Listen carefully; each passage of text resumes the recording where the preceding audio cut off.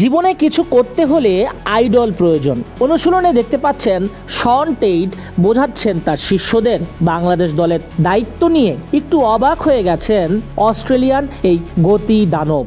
জীবনে কাজ করেছেন পাকিস্তান দল সহ আরও কয়েকটা দলে, তবে বাংলাদেশ দলের দায়িত্ব নেওয়াটা তার কোচিং ক্যারিয়ারে সবচেয়ে বড় চ্যালেঞ্জিং সিদ্ধান্ত। তার কারণ এই দলটা আনপ্রেডিক্টেবল, আর এই দলের ক্রিকেটাররা কখন কি করে বোঝা যায় না। শন টেইটের কাছেও ঠিক তেমনই লাগছে আবহাওয়াটা। তার সামনে এবাদত হোসেন, নাহিদ রানা, খালেদ আহমেদ, হাসান মাহমুদ, বাংলাদেশ দলের 4 পেসার। তাদের লক্ষ্য শ্রীলঙ্কার বিপক্ষে পূর্ণাঙ্গ সিরিজটায় ভালো ক্রিকেট খেলা, টেস্ট ফরম্যাটটায় দুর্দান্ত পারফরমেন্স দেওয়া। শন টেইটের কথা কি তারা বুঝতে পারছেন?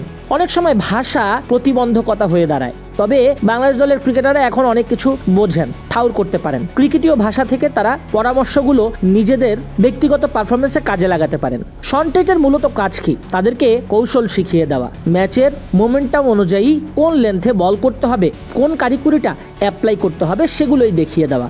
ইন্টারন্যাশনাল ক্রিকেটে আসলে হাতে কলমে শিখিয়ে দেওয়া হয় না, বরং যা শিখেছে সেগুলোর উপর আরও কিছু কৌশল যুক্ত করে কমপ্লিট একটা ছক আঁকা, এটাই কোচরা করে থাকেন। আলটিমেটলি ক্রিকেটারদেরকেই বড় চ্যালেঞ্জ নিতে হয়, মাঠে অ্যাপ্লাই করে দেখাতে হয়।